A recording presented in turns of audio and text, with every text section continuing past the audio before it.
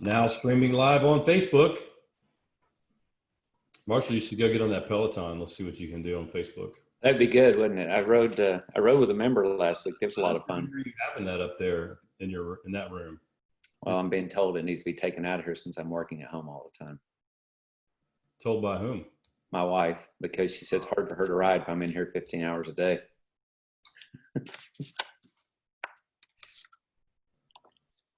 All right. So are we broadcasting as well, just to make sure?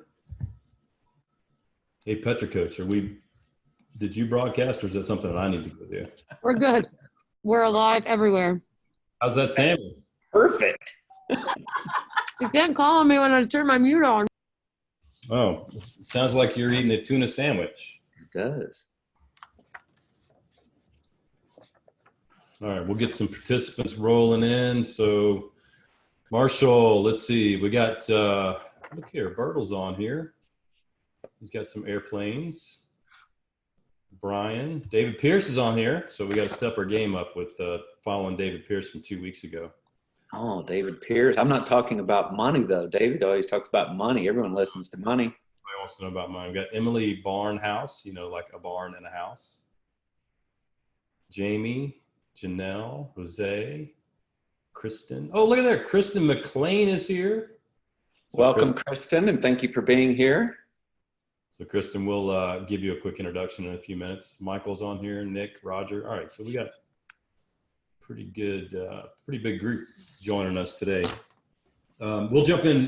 You ready to roll, Marshall? I'm ready to roll. All right, let me do a little bit of ground cover for you and just a quick introduction. So this is always a joke with me. I'm going to say it a couple of times. We are recording this.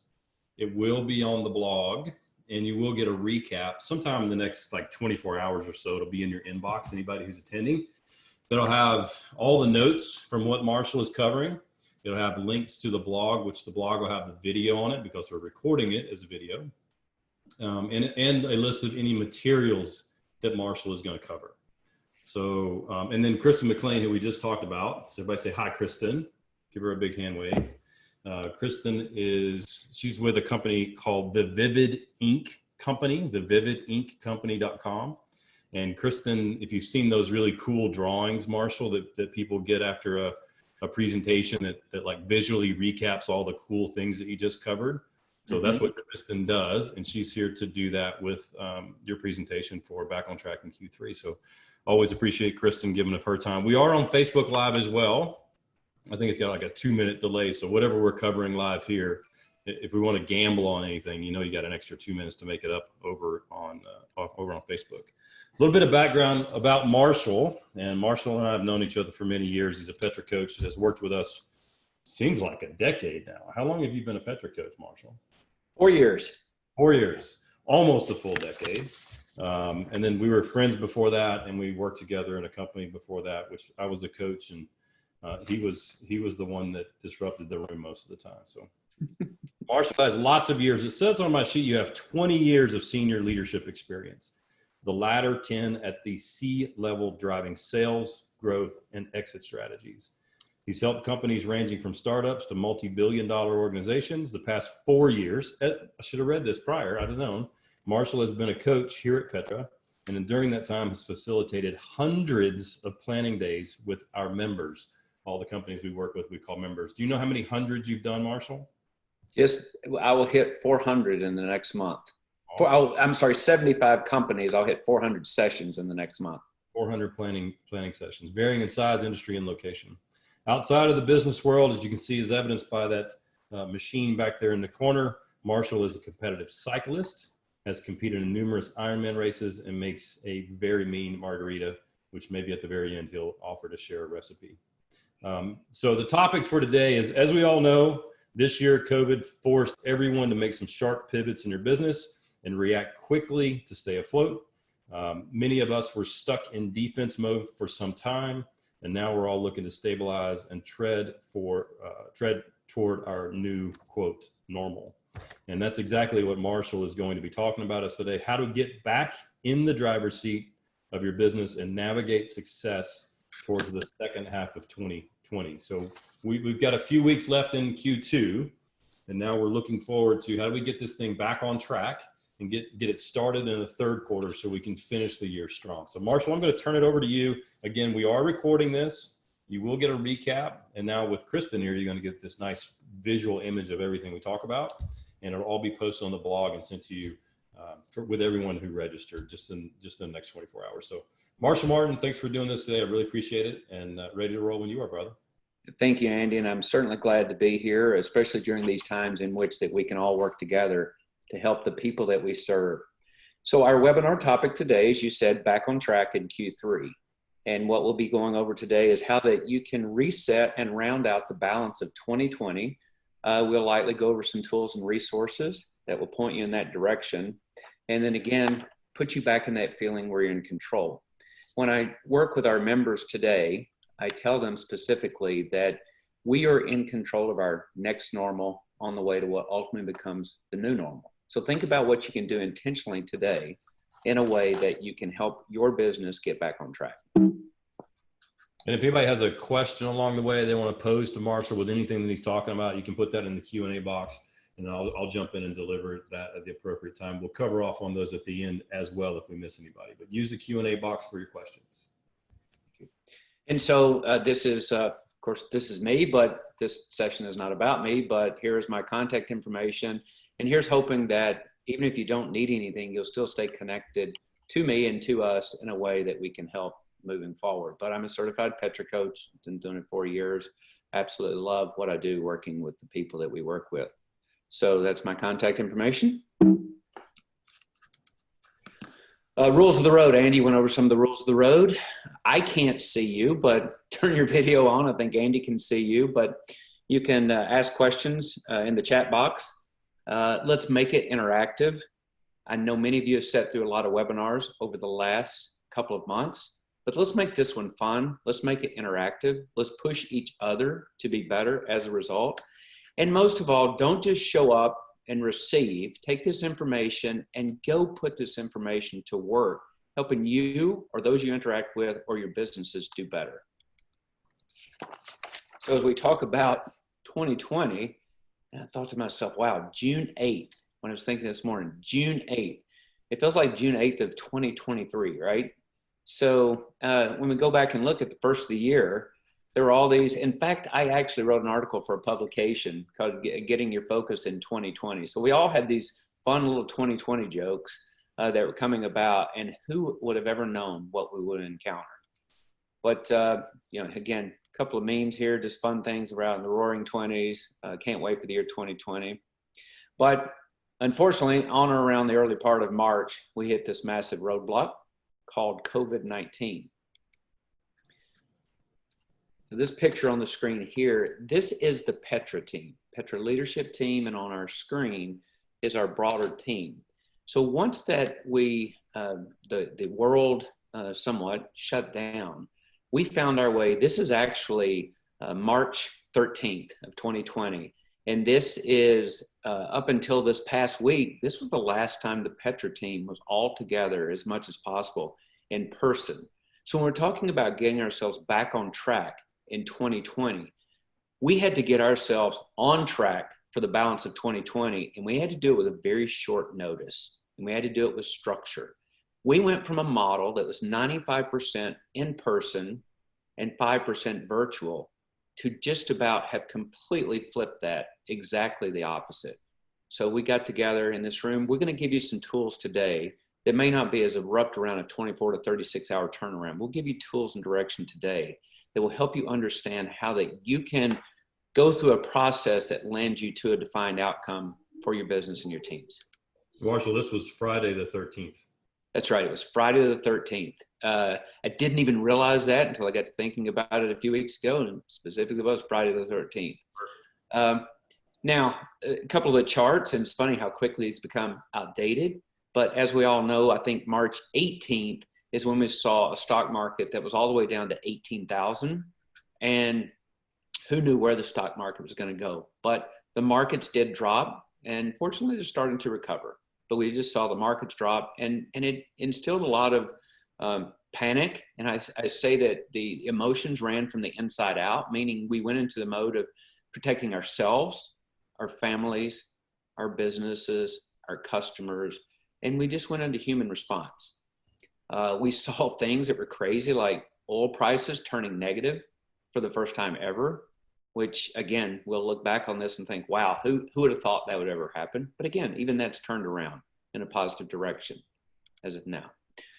We've seen situations in which unemployment has dropped somewhat, showing signs of improvement, but we saw serious drops in unemployment along the way, all of which affected or will continue to affect what our future plans will ultimately be as we navigate again to the next normal on our way to the new normal. And then, not an economist, but there's thoughts around recession or what level of economic uncertainty will we have as we move forward. And it's all up to us to do our part about how that we can impact the markets in which we serve in a way that provides for a better outcome for all. Which gets us through, that leads us up, gets us through. So what are we going to do? And I actually replaced the what are we going to do with what are you going to do? And as business leaders and entrepreneurs, we have the ability to make a difference. And by the way, the entrepreneurs that we work with and the business leaders, in some cases, they love a challenge and they love to be able to flex their muscles and find a solution in a unique way, sometimes through an innovative mindset that ends up being the answer without even having an answer in front of you. So it's through the sheer will and commitment that we as leaders can find a way. Now, as those business leaders, we have a key role in doing so. And I guess my question for you and the coach in me would say, for those of you that have experienced challenges, by the way, we had some reached out to us, Andy, and said, well, I can attend the workshop, but we haven't been impacted. But you know what? That's okay. What I would say to those people are, you may not have been impacted. You may never be impacted by this.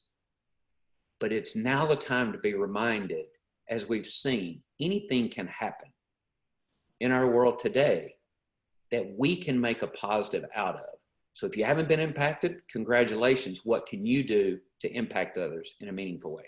Yeah, that feels a little bit like a hey, our revenue hasn't changed answer, as opposed to we haven't been impacted, because there is no business probably on the planet that hasn't been, that something's not different, right? Either positively or negatively.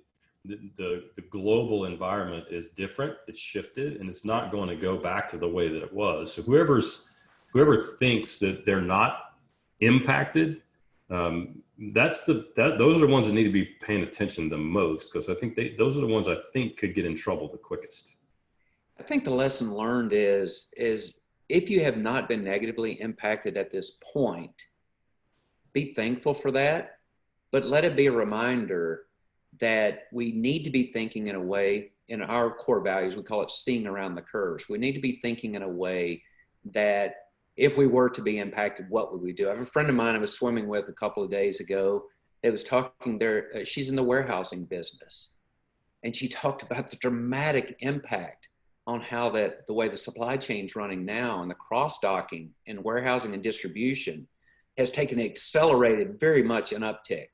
And they never even thought about that could happen. But you're right, Andy. Use this as a time. I actually would tell you to consider that you will be impacted. And if you're never impacted, that's fine.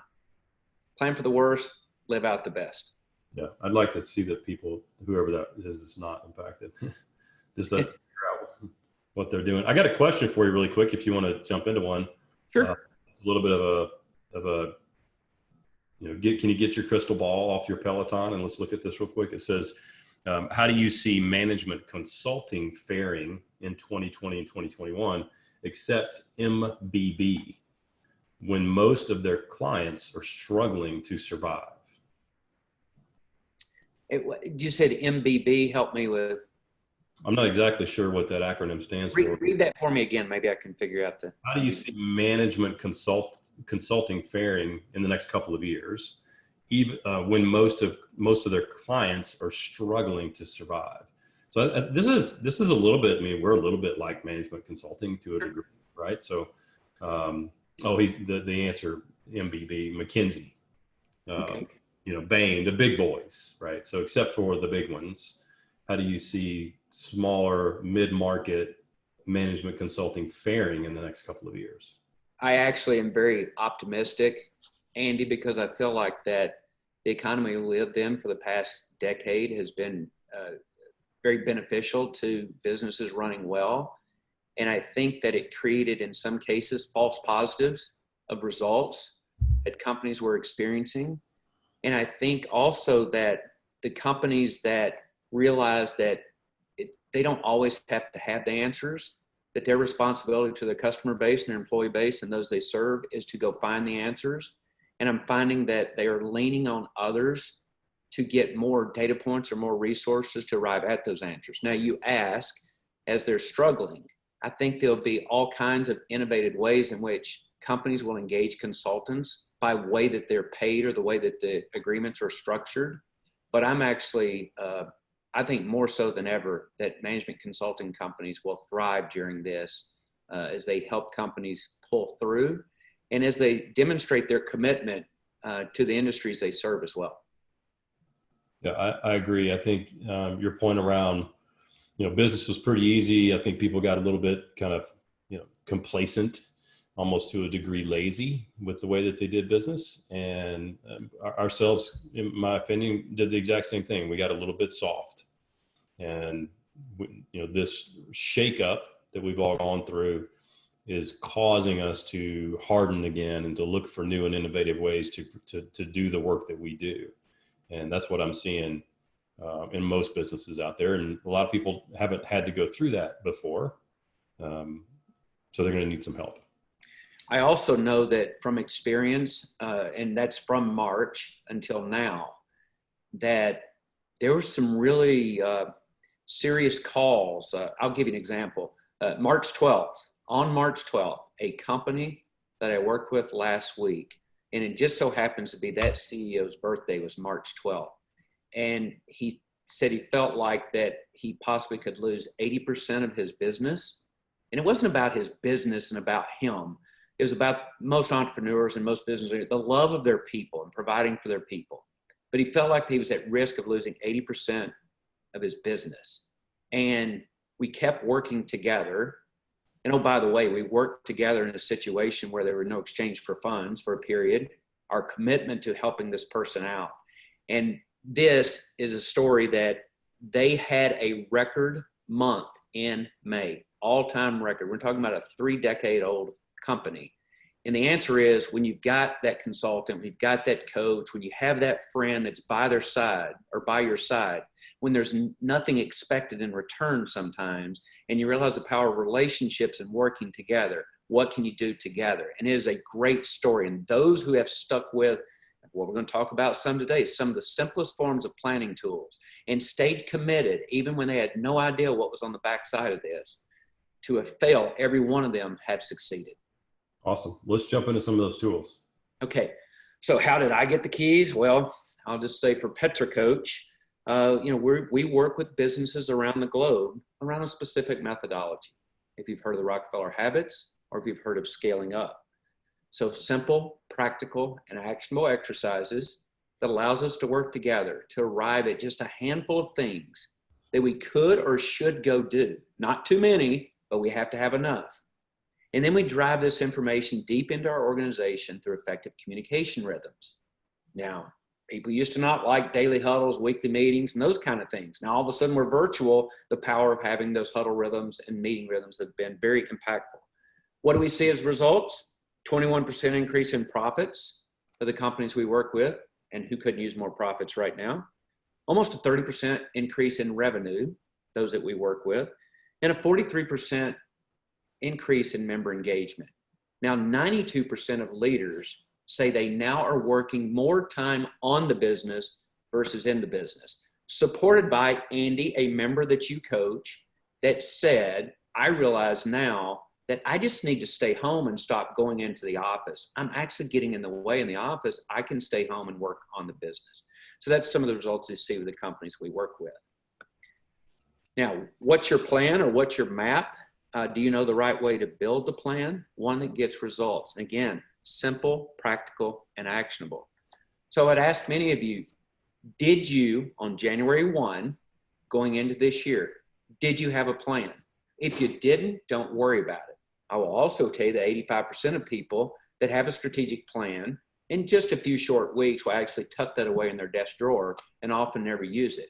The plan and the exercise we'll reference today in its simplest forms really serve as guardrails for the business to make sure you don't get too distracted about the things you could go do. Now, how will we go about that planning? Think about these 5 categories in which we work through today to give you information around how you'd approach this. Step 1, assess where you are. You can't get to where you want to go if you don't know where you are. How do you plan? How do you prioritize? How will you measure? And then energize, or you could insert the word celebrate. And then it becomes a repetitive cycle over and over. So let's talk about the assess phase. 2 tools that we work with. One, the SWOT, and then one we refer to as the sweat. Now the SWOT, strengths, weaknesses, opportunities, and threats. So look at strengths and weaknesses internal to the organization, and then look at opportunities and threats external. Now, when we go through a SWOT exercise with the team, and this is a simple worksheet that we send out to the members, as we call our customers, we call them members, not clients.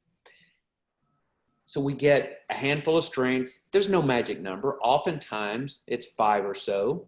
When we get to weaknesses, those are easy to find. They often become more than 5 or so.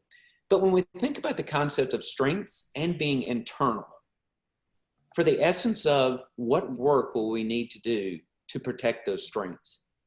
If your strengths are your people and their domain expertise with the industries you serve, and they're the right culture fit, what should we be doing to make sure that we hold on to those people? I saw some companies during this time take the payroll protection program money, realize they had employees with unique skill sets, i.e. sales, realize that they could make the same money. They used that money, they kept them whole, and actually used a non-recoverable draw system in a way to protect those people. So what will you do to protect your strengths? Weaknesses, conversely, what should we do to remove a weakness? Again, period over period, what are those things that left unattended to, specifically in a short-term period? In a short-term period, a weakness left unattended to could become a threat. So I'm specifically now talking about this crisis we just came through and looking at a very near-term view of a SWOT analysis. So what do we do to remove those weaknesses? And then opportunities external to the business. What are those things that we took advantage of would cause us to wildly exceed our stated goals over the next 2 years? But I remind you, don't chase the shiny objects and get off track. And then threats. What are those threats left unattended to? Could cause you to miss your numbers up in a magnitude of 50% or up to and including shutting your business down. So this one specifically has really put a lot of people in the last couple of months on their heels because they were forced to change. I'll give an example. Denny Corby, in which we had last week, goes out, magician, entertainer, everything was in person. As a result of March 12th, he had to immediately change and pivot his business, or the threat would have been revenue to zero and possibly business gone forever. And Denny actually performed for our Petra members and their families last week, and he's done 100 shows since he got his virtual offering up and running. So those are the threats. What will you do to mitigate the risk associated with those threats? And just a piece of that is utilizing a SWOT, a short-term SWOT in this particular case, to clearly understand. Once you have those filled out, it gives you that assessment of your organization in this time period, correct? That's right. And also knowing that if you're doing well with your planning and identifying the most important things to work on, it's good practice to revisit that SWOT. And it actually provides energy to the organization as you can see the changes that you're making through your work. And the additional thing when I said sweat, which includes strengths, weaknesses, and trends, this is typically done with a higher level executive leadership team. And the trends are those things, or what's going on, what are the new trends in which that people are having to reach or serve their members or customers. And then Again, we can't respond or react to all of those, but some of those will be necessary.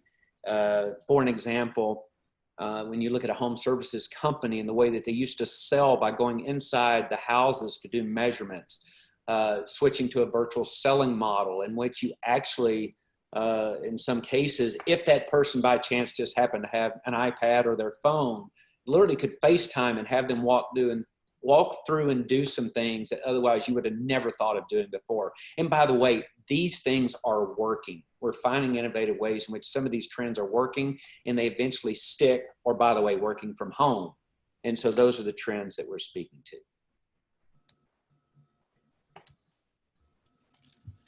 Back to the one-page strategic plan. I don't want you to think heavy strategic planning. I want you to think nimble and agile planning with structure. And when I talk about an effective one-page strategic plan and structure, we're going to be focused on the very bottom of this screen.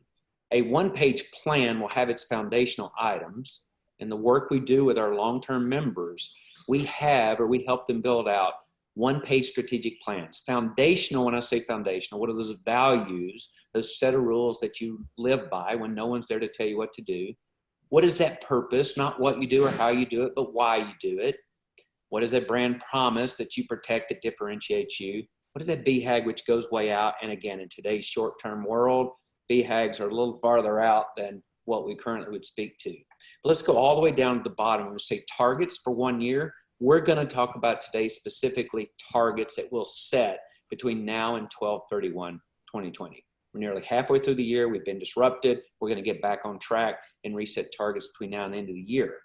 We're going to also talk about how you set those handful of things between now and December 31st that you would or should go do. And then we're going to finish out the discussion by talking about over the period of Q3, what are you going to do to get that process started that will keep you on track for Q3 and the balance of the year. On the screen is an example of what a one-page strategic plan would look like, all brought into one place. Values, purpose. Again, you see some things on here, 3 to 5 year targets and longer term things, but we're going to focus more on the right side of the screen, goals for the 1 year with key initiatives. And then we're going to talk about priorities, about what we'll set and how do we gain team alignment so that we stay on track for the balance of the year. Marshall, this idea of having this thing on one piece of paper is, we build business plans many times that are, 30, 40, 50 pages long. There's a bunch of stuff in there. Nobody ever pays attention to them, but getting this to a simplified version of the big 36-page document so that people can actually understand it and do things with it. Is that accurate? That's right. Andy, I have companies that I work with, and I strongly encourage this, to take these one-page plans. The backside may be the foundational items to remind you of why we're doing what we're doing and really the values. And then they'll have the current quarter and the balance of the year. They'll have a laminated sheet of paper on a smaller sheet of paper that they can actually have with them at any point. It's almost like a large bookmark. And you're right, this keeps things simple. And what we challenge companies to do is have these things present when you're facilitating leadership conversations so that people don't get too far, outside the lines, if you will, and we keep our focus. It's those companies that keep the focus that really do the unthinkable. And it's really a series of executing over and over and over that power of 1% improvement that ultimately gets us to those large improvements. So keeping it simple, keeping it on one page, revisiting it often, talking about it often is the key to success. All right. So how do you get one of these things? Well, how you can get one of these, besides working with us, or I'm going to do this on my own. You've got some tools to help people get through at least building out this year, correct? I do. We talked about, we're going to focus on the balance of the year, annual key initiatives, quarterly priorities, individual priorities. Again, a little better picture. We would have started this year with, in our current plan, with 2020 annual targets, full year. Toss that out the window. Let's go back to just between now. Really think about July 1st to 12/31. So 6-month annual targets, 6-month key initiatives, and then we'll talk about Q3 targets, Q3 priorities, and then individual priorities. All of this builds from the bottom up individual priorities that eventually connect us to the most important things for the back half of the year. Here's an example of how we would build this, Andy. So we say, okay, we got our SWOT, we got our sweat, we know where we are. Now we would go set targets. Oftentimes these are numerical, in many cases around sales, but it could be sales and revenue targets. It could be delivery and on-time percentage targets. It could be customer retention targets. It could be employee retention targets. But most businesses we encourage to have just 3 to 5 critical numbers that are those targets that will ultimately inspire you to go take action to move those targets in a range in which you would want to get to over a period of time. So just to be clear there, a target is going to be a metric that I said, I'm here today. Since I did my assessment, I know where I am. I'm going to set a target out there. And it's usually like a revenue or a profit or a margin or an NPS score or some kind of customer satisfaction or number of locations. It's going to be usually a metric, as you said. And then the initiatives are going to be the things that drive us to those targets, correct? That is correct. And also keeping in mind that you want a balance of leading indicator type targets, could be activities that will drive us to outcomes. And then those laggings, which are those measurements at a point in time that dictate whether or not we're being successful. And then, as you said, the initiatives will be the actions that help us achieve those outcomes. So most everybody would have a revenue generation target, right? So let's just say that's $10 million at the end of the year. That's a lagging indicator. What would a leading indicator, just to be clear for everybody, what would a leading indicator for that be? An example. Well, if you think about if sales and revenue is a target, a leading indicator would be the activities. If we think about a sales funnel and we think about as we go top of the funnel to the bottom, with the bottom being the successful deals closed, what are those webinars and emails? And we don't have a lot of face-to-face interaction, but virtual interaction and phone calls and thank you notes. And so leading indicators are what are those actions that are going to give rise to the successful outcomes or those lagging indicators. And then we have to go take those actions and drive those down into tactical plans that we hand off to our employees to make sure that we achieve those outcomes. All right, so targets having a balance of leading and lagging indicators is important. And these also have to be natural and talked about, and we'll talk about how to talk about them more and keep them front and center in the business. Okay. So the annual initiatives, these are the things that, let's look at an annual initiative for an example.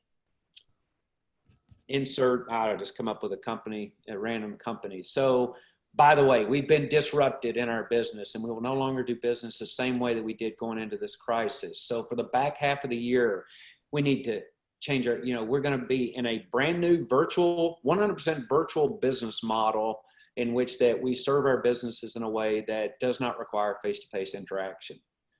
Well, that's an outcome as of 12/31, 100% virtual and serving with no human interaction.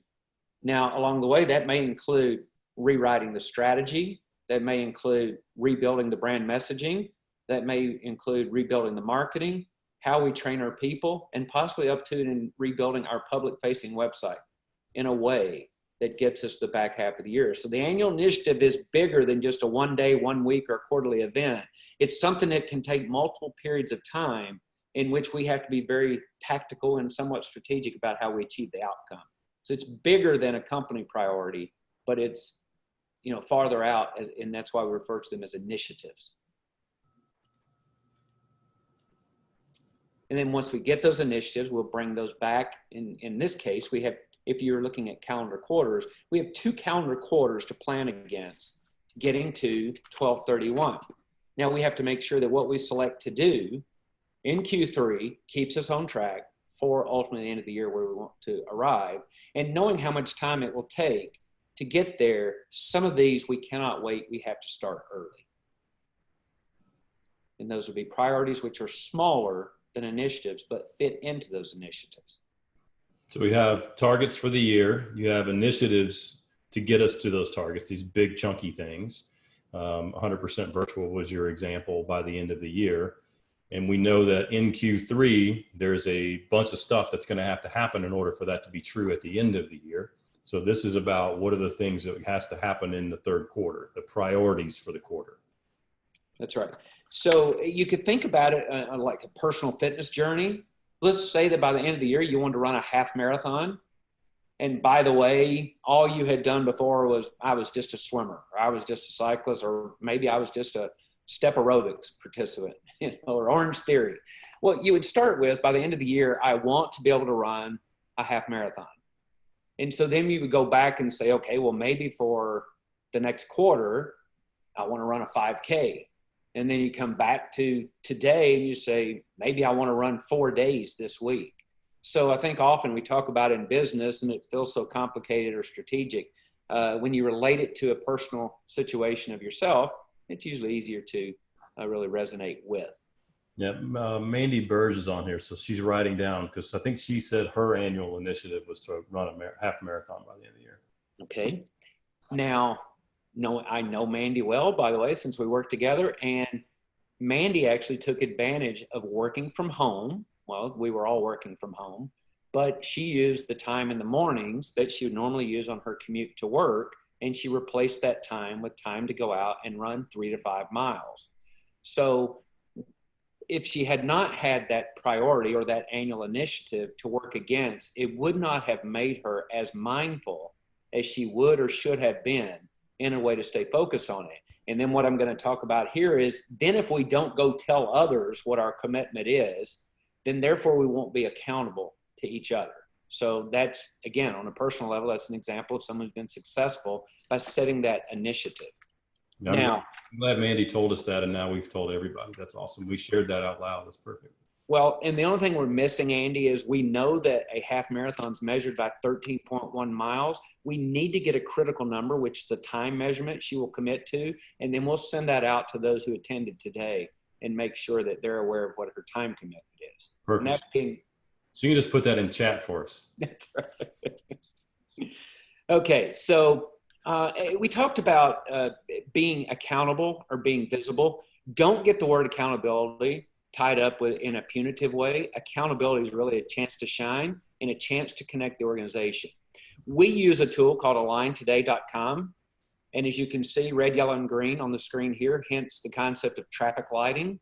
We use the concept of traffic lighting in a way that we take the priorities or we take those initiatives, we define them, we put them in an online tracking system. And by the way, we have to have clarity in exactly what we're going to do. We would never say between now and the end of the year, we want more sales. We might say we want $500,000 in additional sales bookings from recurring revenue events. Now we've narrowed it down to where everyone understands it. I tell people that we work with, you should be able to walk out of a planning day, walk across the street, find someone who knows nothing about your business and articulate what an initiative or a priority is in a way that they say, you know what, I think I know what that is. You would never tell your spouse that you're going to buy them just a new diamond ring. You would probably say, hey, what do you think about a 2-carat diamond ring that's flawless, served in a nice light blue box, and, you know, someone better looking than I am is going to show up and sing, you know, happy birthday to you, right? So now you have their attention. Okay. So be specific. And again, having those control panels or instrument panels, you typically wouldn't fly a plane without gauges. You wouldn't run your business without visibility either. So keep those numbers in front of you as goals. Again, even I don't want to share too many personal stories, but I have a friend who I'm working with who's lost from 370 to 235 pounds. And this morning, he sent me his results. He's below 20% body fat. And we're talking about a national champion football team, offensive lineman, 1992, 370, and then the amount of weight. But he keeps the numbers. My resting metabolic rate, 2,300 calories. My body fat, 19.5%. You know, all those things. Keep them in front of you and work against them and find inspiration. And then the last piece is energize or set a theme. You know, what are those themes? How do we have a line of sight? How do we have celebration in which that we keep that clear line of sight to what we want to accomplish? And by making it fun, one company had production hours, you know, that they were going to deliver to the field. And for every production hour, they were going to give some amount of money to a charity. And so they kept that front and center in their organization, and then everyone rallied against it. And therefore they saw the more that they produced in production hours, the more they were able to give to a charity. And that created inspiration. And they had rewards and celebrations and reminders on a weekly and monthly basis that kept everyone connected to it. We have a theme book that we can send you that is a scaling up theme book, and give you some examples of themes that you can share with your teams to have that celebration of those things that we're pursuing in business. So some's been around Monopoly, the old TV show Saved by the Bell. And then this one, which is near and dear to all of us, there's never a bad time to write notes of gratitude. And, notes of gratitude are giving thanks. And I know many start their day giving thanks to others through notes of gratitude. And oftentimes, we can look around even as our team, and we see that, we have in our culture how that we write notes of gratitude to each other. And they're those pick-me-ups when otherwise, you're feeling that you could just need a helping hand. But a lot of companies do notes of gratitude as their themes. And then they celebrate the success, some of which will take cork boards and just have notes they put on the cork boards, and those that get recognized the most really get further recognized amongst the entire company. But you sometimes have to make the work a little more fun and make that recognition in a way that everyone feels a part of something special.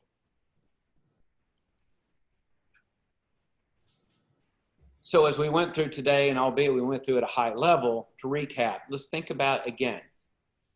We assessed, so we're thinking, let's go back on track for the back half of 2020.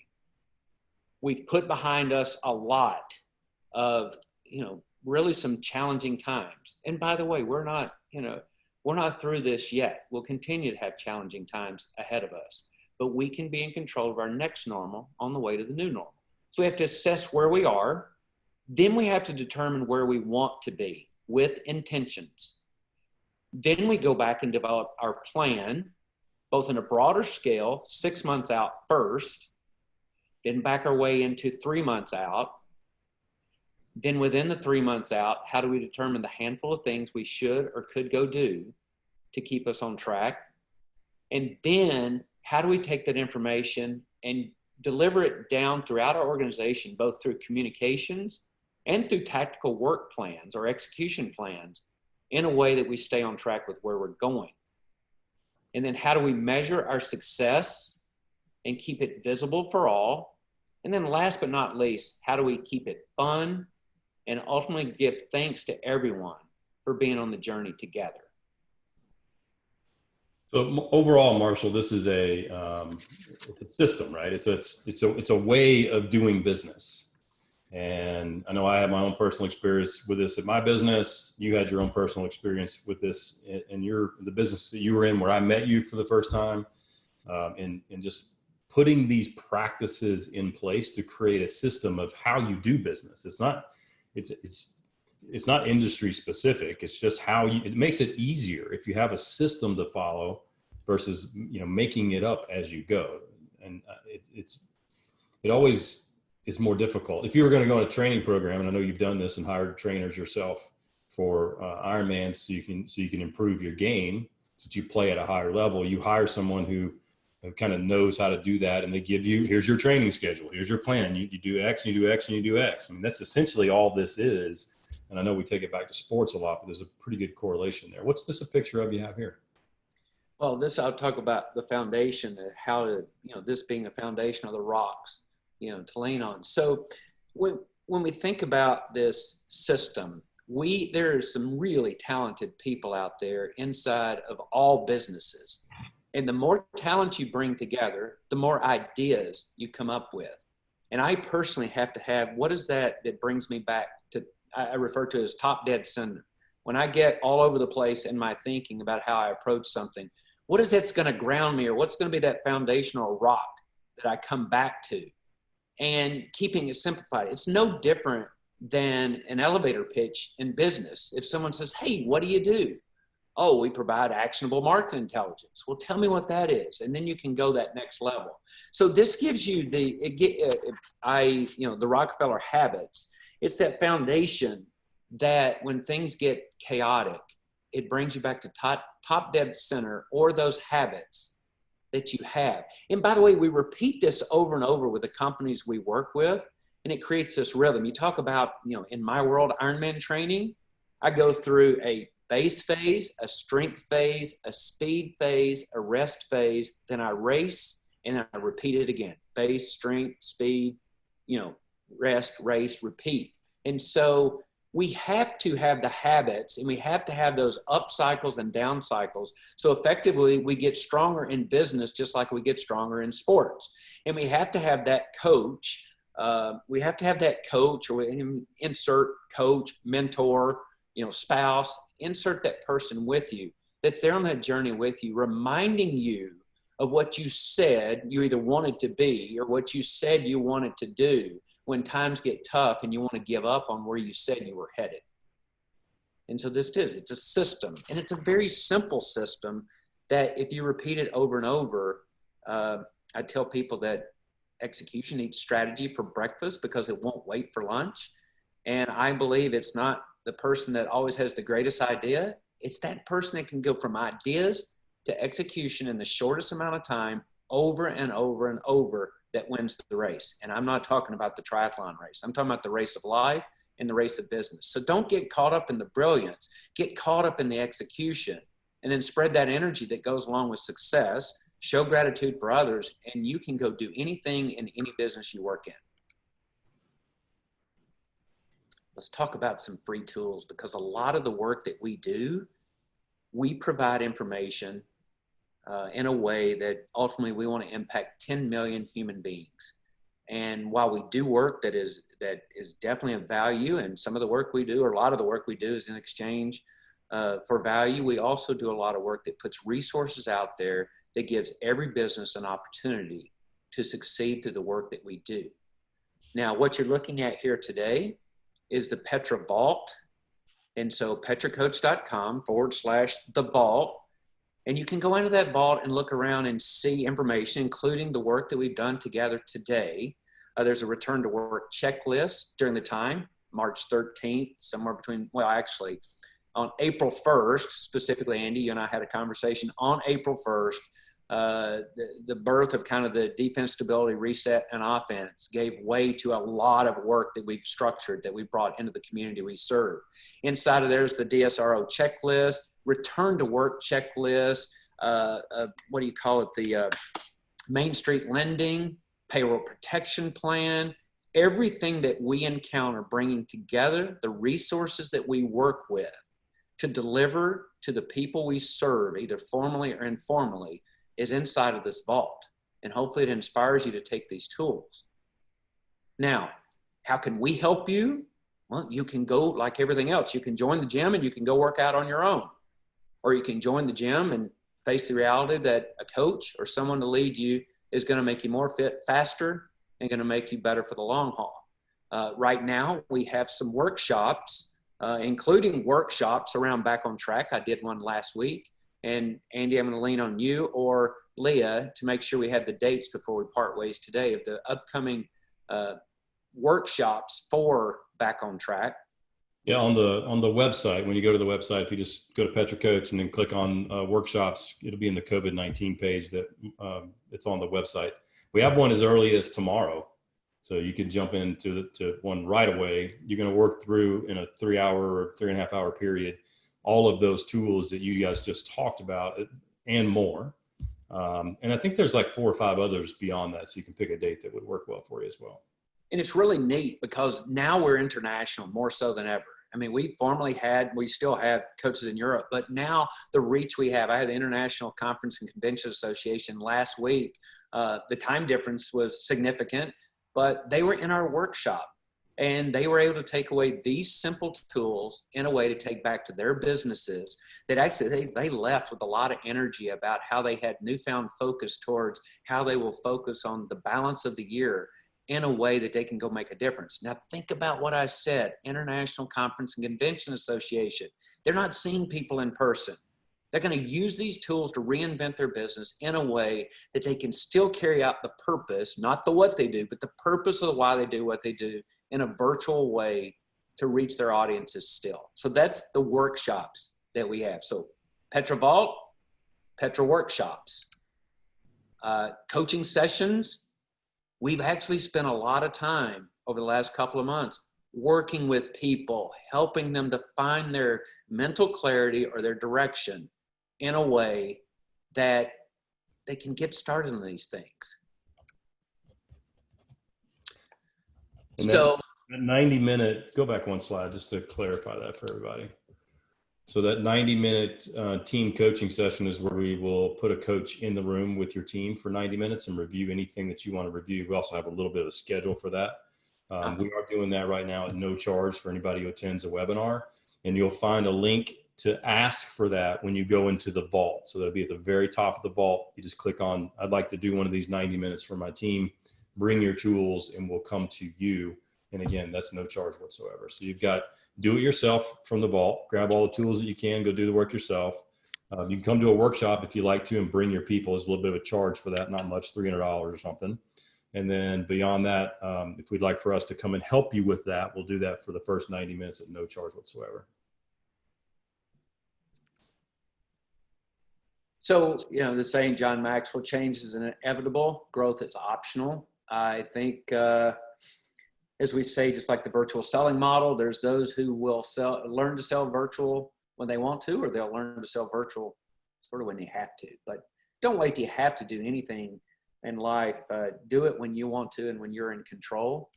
And I'll also just say that one of our values at Petra Coach is I've got your back no matter what. And I am blessed beyond belief and thankful that the work we do, again, and the reach that we're able to have with the companies that we're able to work with along the way is really something significant. And, you know, we've endured a lot of changes ourselves. With that said, Andy, I want to open it up, see if there's any other questions, as we have a few minutes for questions, and then we can close out and set one back in their day. Yeah, if anybody has any questions, please put it in the Q&A box. I'm getting texted like crazy here. You've got in the chat box, you've got 2 links that are showing up as well. You've got one directly to the workshops, and that'll be in the COVID-19 section. And then you've got the link for the vault, so you can go check either one of those out. Again, it's do it yourself. Let us help you with it in some way where we'll come to your office virtually, obviously, work with your team and work with the tools, or sign up for a workshop, which you can bring your team into our virtual room.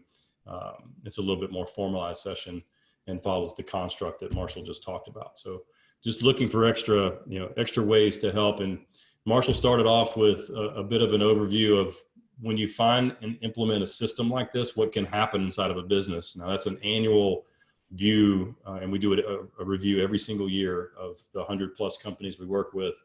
And you had 29%, basically 29% increase in revenue. You had around 15% increase in profitability. And then the big numbers that, 45 or so % increase in team member engagement, which is what drives the other numbers. So, and then Marshall mentioned 92% of leaders said that they have more time to work on their business versus in their business. So if you're looking for any of that stuff, do something. He also said, don't just listen to this or take the information and do something with it. So grab those tools out of the vault, put them to work for yourself, or allow us in some form or fashion to help you with it. Just giving a quick mention back to Kristen.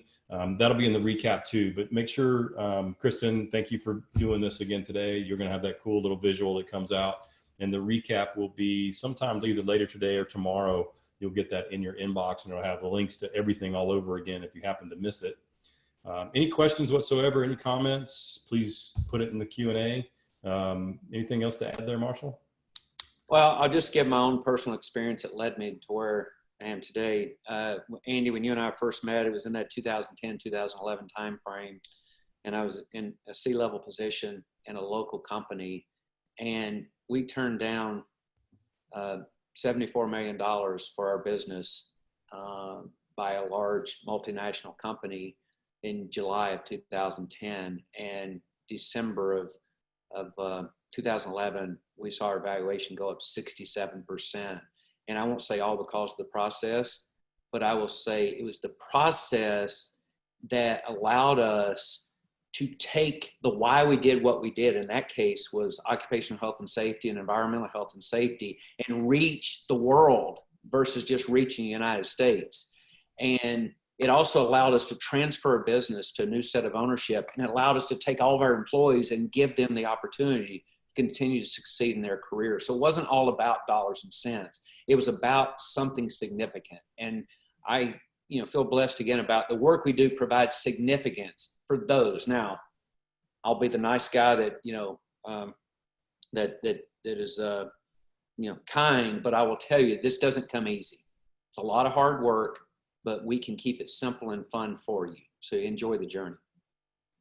I often use the phrase, overeducated underachiever. Mm-hmm. So you can't just take the information. You have to actually put it to work, and it is work, 4-letter word, that makes things happen. So Marshall, appreciate you being with us today, man.